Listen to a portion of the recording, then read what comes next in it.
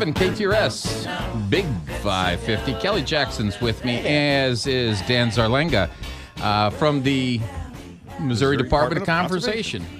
Well, today's conversation, yes. Did you say conversation? Yes. Did I say conversation? You Yeah, did. the Missouri Department of Conversation. No, conservation. We're talking about free fishing days and Peregrine Falcon Chick Update. Now, the free fishing days, that's a great deal. It really is. And so the way we figure that is it's always the Saturday and Sunday after the first Monday in June. So that makes it this weekend. And it's basically 2 days, Saturday and Sunday, where you can fish in Missouri on any public waters without a fishing license. So, kind of we do that for folks that, I like to try fishing, but I'm not sure. So it gives them a little taste of it, a little sample of it without having to make any financial commitment. And then if they like it, we're hoping they will buy a fishing license and continue to do it. Yeah. So there are a lot of great places, even right around here, around St. Louis, to try out fishing.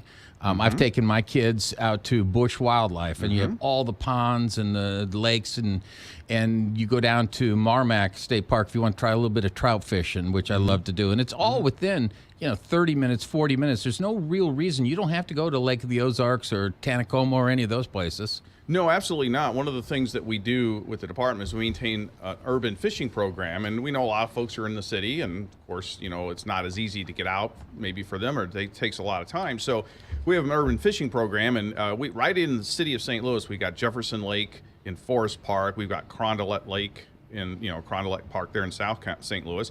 We've got January Wabash Park in North County, and as you mentioned, Bush area out in St. Charles, and we have 30 lakes there with a variety of fishing opportunities.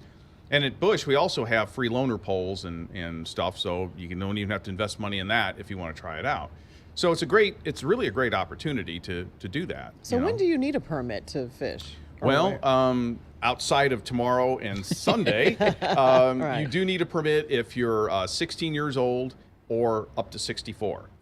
But if you're under 16 or 65 and up, then I guess every day is free fishing days. Okay. But, now, while the fishing is free in terms of these next 2 days, you still have to observe other regulations like length limits and, bag limit, or not bag limits, but, the total possession limits and everything and those kinds of things you still need to observe. So it's just that you don't have to pay for a fishing license. All right. For people, and I love fishing, grew up fishing, but I'm not one of these guys. I'm not a bass fisherman. I don't know all the lures and the rods. I just like going out and having fun and catching fish. And at a number of these places, that's what it's all about. It's about, catching the fish.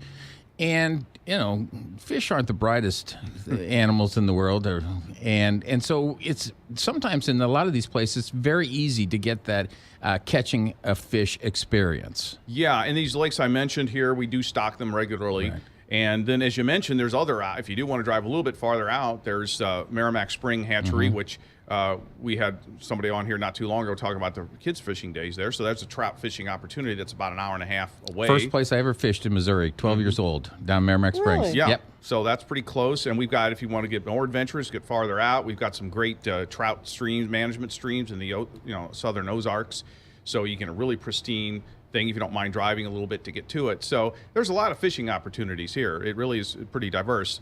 So it's a great opportunity. The next 2 days, don't have to buy that fishing license. Now, of course, if you are fishing on private waters or whatever, municipal waters, and if they charge a fee, then of course you'd still have to pay that. But as far as public waters go, don't have to worry about it. And then we've got the big rivers here too, the Mississippi and the Missouri. Great fishing opportunities there. A few years ago, back in 2010, we had a guy pull out 130-pound blue catfish, which for a short time was a world record. Not just a state record, but a world record. Really? Unfortunately, it got overturned within a year. Someone got a little bit bigger one somewhere else, but still, 130 pounds is that is a human. Yeah. I mean, Exactly. Like pulling a body out of the... yes. He spent 45 minutes pulling it in, as I recall. So What pound test was he using? I don't remember. I don't remember those details, but it was. I remember he was using cut Asian carp as bait, and What kind of a line do you need for that? What kind of a pole? A pretty hefty one. Yeah. I don't remember the. It's been a few years. I don't remember the exact details, but he was from a boat. Yeah. So there's a lot of opportunity here. There really is. We're lucky to be at the intersection of these two big rivers, which are the largest in North America. Yeah. The other thing that's great about fishing, and you'll find this, you go out there, you don't have to be an expert. And if you have questions, what are they biting on? What lure? Hey, my line's tangled.